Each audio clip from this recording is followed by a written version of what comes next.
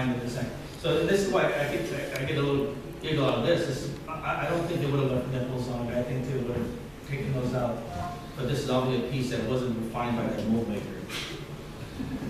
John, was the mold maker, was he doing it artistically or to make it work as a mold? I think to make it work as a mold. Yeah. I think yeah, I was going to bring another piece.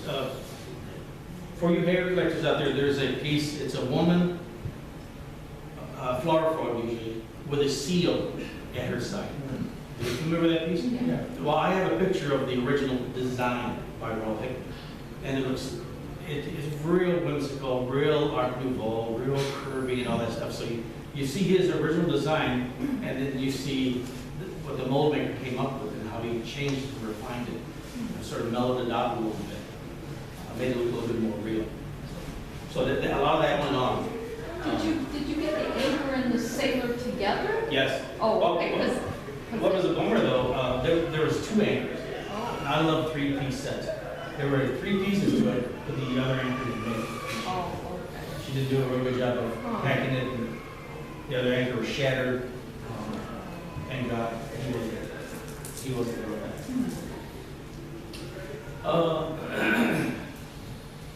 I think it's another Eric Wilson design. Talk about quirky, just a Mayan or Aztec style picture. Glaze works real well on that though, except for a little bit of the drip on the nose, looks like a runny nose. And then the matching cups. But I guess I'll talk about these. We believe these are all Hickman designs here. As a man, as a woman. These were here before. Steve, yeah, bought these from Steve. What's cool, they did make these after Hickman left. These are not farmed from Hickman, but what is special about the other designs, they made it in this, what we call bloodstone.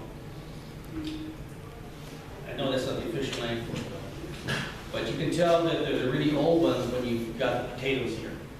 Because when they made this design, and you'll find it in green agate, you'll find it in gunmetal, which is sort of flat black, and it's always missing the potatoes. When you get the potatoes, you know that you've got a pair that from 1947. 46, 47. Yeah, I think. Really? No. Yeah. No. There's so many things here. Another rare one. I think this is Eric Wilson design also. The lion. This was my grandmother's. So I grew up with that. So I didn't know I liked Haeger pottery even as a child. It was on our mantle for as long as I can remember. So once I started collecting, looked in the book, I realized my grandma had a nice piece of Haeger. These are really hard to find. Dave, you guys know. You guys have one, right? Yeah, we do. That's cool. Okay, then we get into something a little bit more modern. This I believe is from the 1970s, early 70s. Just a preset design, but I found these don't come up very often. Another eBay find. I was excited to find this. This came out of Milwaukee, and there was a pair of these that went with it. The armadillo. I know Rick Risser, my buddy, who does a show with me, believes that these are Sasha Rostov designs. Yeah. Now, I didn't know that until I brought these to I don't know if I might have brought them to the show just to show this year. But when he saw them, he goes, "John, you know they're Sasha Rostov." I was like, "No." He goes, he was convinced they are. So Rick is pretty knowledgeable. So I think it might be great. Then I think last piece I'll show you here. These are from still the mid-50s, but I thought these were wonderful. Haeger made a lot of wall plaques also. Maybe things that are much bigger than this.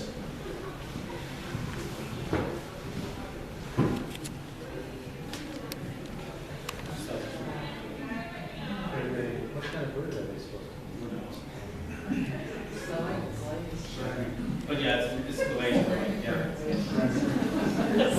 glaze, I believe they call that glaze ebony cascade. You know, I mean, you could talk all day about Haeger's glazes. I mean, chartreuse, amber crystal, ebony cascade, green agate, bloodstone. Can't remember the name of that. Green crystal. How about that big fish?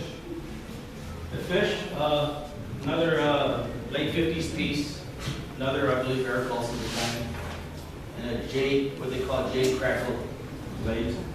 I mean, just colossal. So it's a figure. They call it a dolphin, but yeah, it is a base. Wow. And I just always wondered, what homes are these things in? No, but back in the 50s, you know, how did they, you know, who designed or decorated their house with these things? I mean, I could, We had some darn big ashtrays in my house of Haeger, but we weren't lucky enough to have any of this stuff. We just had ashtrays. Haeger was the king of that. They were. It was always a really good Christmas gift for us kids to buy because they didn't cost that much. You know, you could always use other ashtrays and get But another 50s piece here. I mean, they made a lot of great pieces. Isn't that great? I think that's about all I have to say right now. If you do have any questions. The Native American. Yeah. Oh, okay. Really rare. You normally will see the cowboy. There is a matching one of this. A bucking bronco, the cowboy, and this is the mate to it, which is the Indian. And yeah, just brought that in. We saw that at Brimfield and have never seen one since. Right. So that's pretty rare. These are the Indian is really hard to find. I got this off of some auction site a couple years ago. And you know, it's funny. I got this. It's just weird too because these will pop up, and then they always pop up in pairs.